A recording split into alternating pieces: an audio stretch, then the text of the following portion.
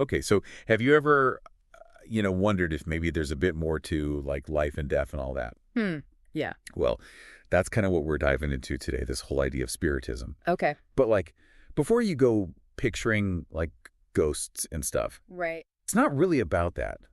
Think of it more as like, a different way of looking at those, big questions we all ask. Okay. Yeah. So we're going to try to unpack this spiritism thing. Yeah. We'll look at the main ideas, where it came from, and yeah, even some of the criticisms. Sure. And to do this right, we're going straight to the source. What is Spiritism by Allan Kardec? Oh, okay. This guy, Kardec, is basically like the father of this whole Spiritism movement. Right. Right. And here's where it gets really interesting. What's that? Kardec, he insisted on writing this book based on like his own research and logic. He even said he didn't use any like spiritual help while writing it. Oh, wow. That's kind of intriguing, isn't it? I mean, you'd think. Right. It's like he knew people would be skeptical, so he wanted to address that right from the start. Yeah, exactly. Like he wanted to be clear that Spiritism wasn't about, just blindly believing things. Yeah. In fact, he says in his book, Spiritism has no need for miracles to prove its truth. He really stresses that idea of like reason and evidence. Oh, interesting. So instead of just accepting things, at face value, he's saying we should be more, like critical and ask questions? Precisely. And that's so key to understanding Spiritism. Kardec even says that it's inevitable that like different Spiritist groups would pop up as it grew. Makes sense. And he didn't see that as a problem at all. What mattered most to him was that people were searching for truth and understanding, regardless of how they got there. That's pretty interesting, especially when you think about how many belief systems can be like really exclusive. Yeah, for sure. So let's say someone's totally new to Spiritism. What are some of the like core ideas they might come across in Kardec's book? Well, Kardec really gets into the nature and origins of spirits. He says they're not, supernatural beings, but more like evolving entities. They existed before us, and they'll keep existing after our physical bodies are gone. Oh, okay. I see. He actually writes, the soul existed before the body, it will exist after the body. And this ties directly to the idea of reincarnation, which is like another central idea in Spiritism. Reincarnation. Okay. Yeah, he's suggesting that we're all essentially spirits on this like journey of progression. We experience multiple lives in different worlds to, learn and grow. Okay, so it's not just like about chatting with ghosts, but understanding like the very essence of existence. You got it. Like the nature of our souls and if there's life after we die here on Earth. Wow, that's kind of a mind-blowing concept when you really think about it. But if these spirits are real, how do they, interact with us? Is that where mediums come in? You're right on track. Kardec talks about mediums, people he thought had this special ability to act like a bridge between, the physical world and the spiritual one. They'd help with communication and offer insights from, like, the other side. So it is possible to actually communicate with these spirits. That's what Kardec believed. Wow, that's both fascinating and a little, I have to admit, a little intimidating. Kardec understood that. He emphasized how important discernment was, especially when it came to mediums and communicating with spirits. Like being careful who you trust, right? Yeah, exactly.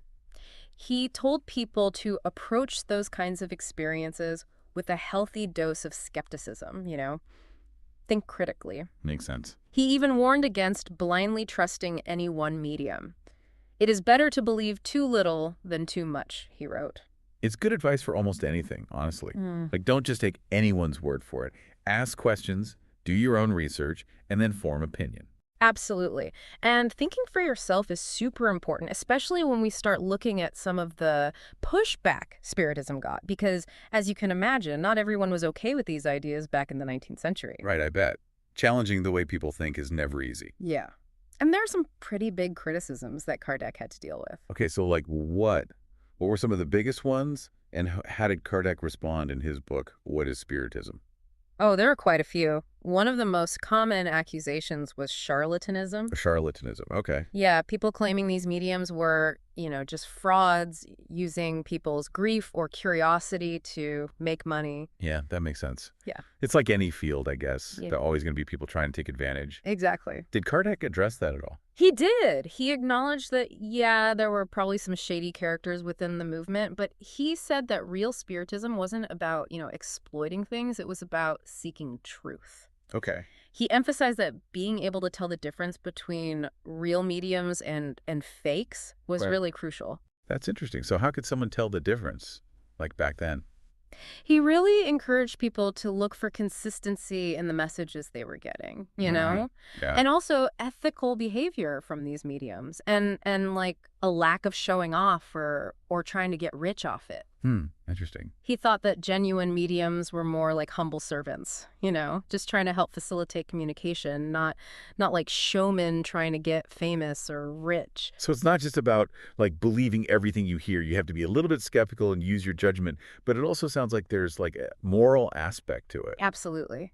Another criticism he tackled was this idea that Spiritism was like dangerous for your mental health. Oh, okay. Critics were saying that, messing around with the spirit world could make you unstable, maybe even like drive you crazy. Yeah, I can see how people would think that. It does seem a little bit, I don't know, risky if you're not careful. Right. How did Kardec respond to that? He countered that by emphasizing balance and reason. He said that Spiritism, when approached responsibly, wasn't about getting lost in the spirit world. Okay, yeah. It was more about gaining a broader understanding of life and death. He even compared it to, like, studying any complex subject. Oh, interesting. You have to be careful and use discernment to navigate, like, potentially difficult ideas. So don't jump in the deep end without knowing how to swim, basically. Exactly. And he also tackled the issue of contradictions within Spiritism. Some people pointed out inconsistencies in what spirits were saying or different interpretations of their doctrine. Well, yeah, I mean, if it's all about communicating with spirits, it seems fair to point out when those communications don't quite add up. It does. But Kardec actually argued that those inconsistencies were like proof of Spiritism's dynamic nature. Okay. He reminded people that spirits, just like us, they have different levels of knowledge and understanding. It's like that saying, if two people always agree, one of them isn't thinking. Right. Kardec thought these differing viewpoints were actually like opportunities for further investigation and debate. That's an interesting way to look at it. He wanted spiritists to keep an open mind and be willing to, learn from each other. Yeah. But probably the biggest opposition Kardec had to deal with was from organized religion, especially the Catholic Church. Oh, wow. I can imagine. It's pretty different from traditional religious views, right? Like challenging their ideas about the soul and the afterlife and all that. Exactly. The church saw Spiritism as dangerous, like a heresy that could lead people away from what they saw as the true faith. So how did Kardec deal with that? Did he, like, fight back? That's the thing. He didn't. Instead of being defiant, he responded with, like, this call for understanding and tolerance. Wow, that's surprising. Right. He argued that having a diversity of religious beliefs was essential for us to progress as humans, and that Spiritism wasn't meant to contradict other religions. He thought it could actually make them richer and more meaningful.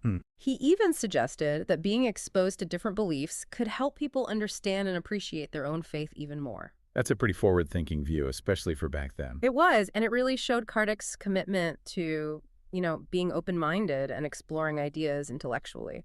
It sounds like he was walking a fine line there, though, trying to establish Spiritism Yeah. while also saying, like, hey, let's respect all these other beliefs, even the ones that might see us as a threat. He was, and that's part of what makes his perspective so interesting.